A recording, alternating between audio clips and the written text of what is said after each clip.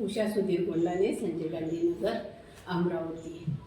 माझी फसवणूक झालेली आहे 4,65,000 अमर कॉलनीतील माया अमर ठाकूर, छाया बंटी ठाकूर, अमर गजानन ठाकूर आणि बंटी गजानन ठाकूर या लोकांनी माझेवाले 4,65,000 रुपये घेऊन मला परत देतो करून शिवानी आखरीले त्यांनी म्हणलं का कुठं आहे तुमचे पैसे, कुठं आहे तुमचे पैसे आमच्याजवळ नाही आहे, आम्ही देत नाही, तू ज्याच्यानं काय होईल ते कर म्हणून शिवानी.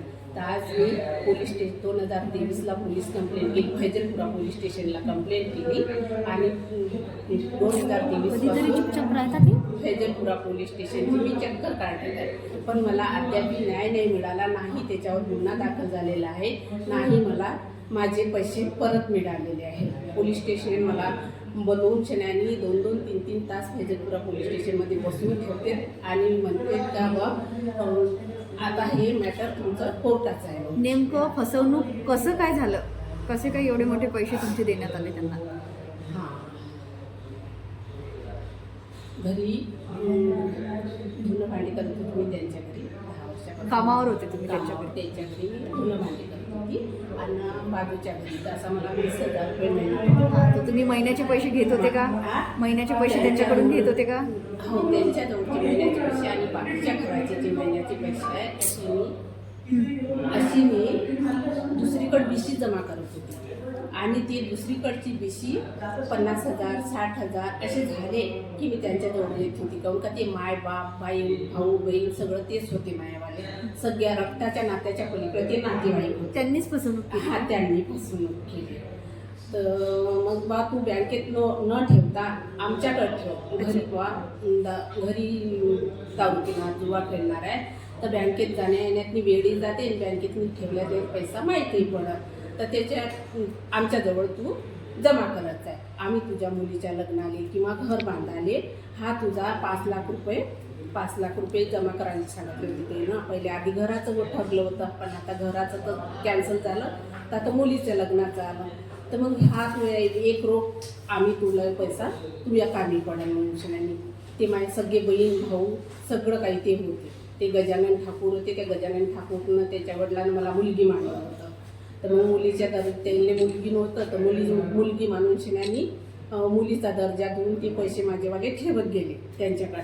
ज्यावेळेस मी ठोक रक्कम झाली 2023ला मी हिशोब करून शिवानी म्हणलं आता 4,65,000 रुपये झाले, तर त्यावेळेस मला घराचं बांधकाम करायचं होतं.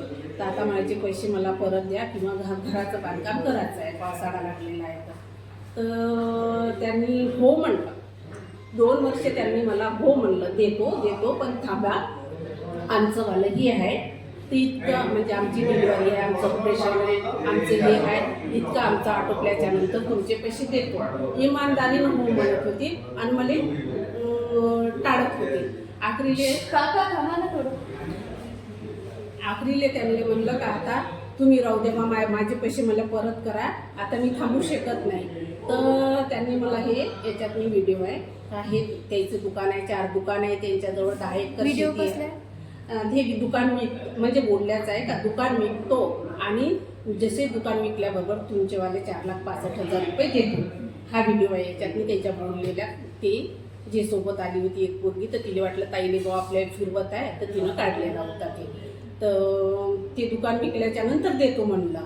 तर मी म्हणलं आता दुकान कधी तुमचं जाईल, मला पैशाची आवश्यकता आहे आणि मी इतक्या वेळी कशी थांबू. नाही तर म्हणे एका जणाकडे माझ्यावाले 5,65,000 रुपये आहे म्हणे, तर त्यांना दिल्यावर देतो म्हणे. तर ही असे 2-3 व्हिडिओ आहे, याच्यात मी स्पष्ट बोललेलं आहे, परिवार त्याचा पूर्ण आहे. तर माया अमर ठाकूर म्हणे दुकान विकलं का देतो, म्हणजे सगळेजण ते बोलत होते, छाया, माया, बंटी, अमर आणि याची ते आई आहे एक अंबिका गजानन ठाकूर म्हणून. तर हे पूर्ण जण मला फसवणार, मी एकटी आणि हे पूर्ण परिवार 5 जणांचा. तर दुकान विकल्यावर देतो म्हणून शेणाने मी म्हटलं आता मी थांबू शकत नाही म्हणलं, आता मला पैशाची आवश्यकता आहे म्हणलं. तर दुकान जाईन कधी, गिऱ्हाईक भेटन कधी. हां, आश्वासन दिलं. आश्वासन देत होते. आता मी थांबत नाही म्हणलं. मग त्याच्याने मी काय केलं, आपले जवळचे 2-3 जण घेतले आणि याच्या पहिले मी एक जात होती, माझी एक मैत्रीण आहे ती सोबत जात होतो. आम्ही दोघीच जणी त्याच्या घरी जाणं येणं पैशाला फिरत होती. मग दोघं तिघं जण सण्या घेऊन गेली. तर ते काय म्हणते, नाही म्हणते तर भांडण उठून उभं केलं. ते भांडणाचे व्हिडिओ आहेत, कधी दिले, काय दिले, कोणा म्हणजे तुम्ही देता का, असं करून शन्याने ते भांडण, जा मग तुमच्याच्यानं काय होते ते का. हे शब्द बोलल्याच्या नंतर मी फैजलपुरा पोलीस स्टेशनला गेली. फैजलपुरा पोलीस स्टेशनने 2023ला कंप्लेंट टाकून आली. 2000 फैजलपुरा पोलीस स्टेशननं म्हणजे 23 पासून 2 वर्ष तुम्ही काहीच नाही केलं? मी सांगू काय राहिली, 2023 पासून मी